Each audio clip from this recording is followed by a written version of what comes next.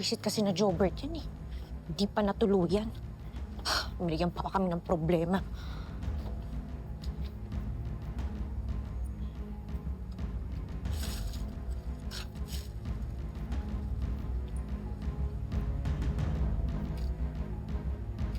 Thea?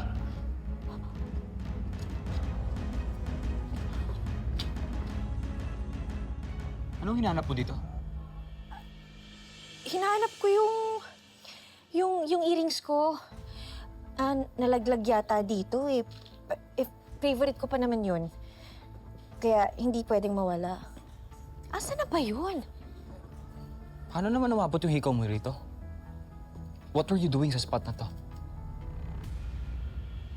Ano kasi, mahina kasi yung signal sa loob. So lumabas ako to get a better reception. Ano naman? Teka lang. Bakit ba ang dami mong tanong? Hindi ba dapat ikaw ang mag-explain sa akin kung bakit ngayon ka lang nakauwi? Saan ka galing? Dumaan lang ako saglit sa ospital para kamustahin si Jobert at si Jasmine. Sila ba talaga ang dinalaw mo? O baka gusto mo lang talaga makita si Marge? Pwede ba? Huwag mo nga bigyan na mali siya yun. Bakit defensive ka? Alam mo, kung ayaw mong pakialaman kita, huwag mo rin akong pakialaman.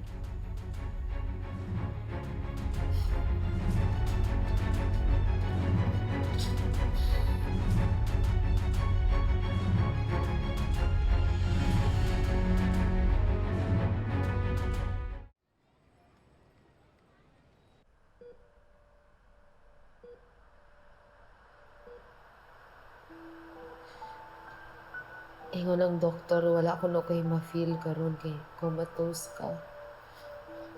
Basog lamang tinuod kay daghan kay kagsamad.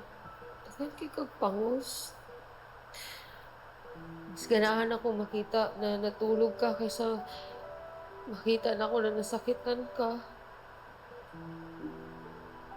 Pero Jobert, please. Please, gumising ka na. Gising ka na.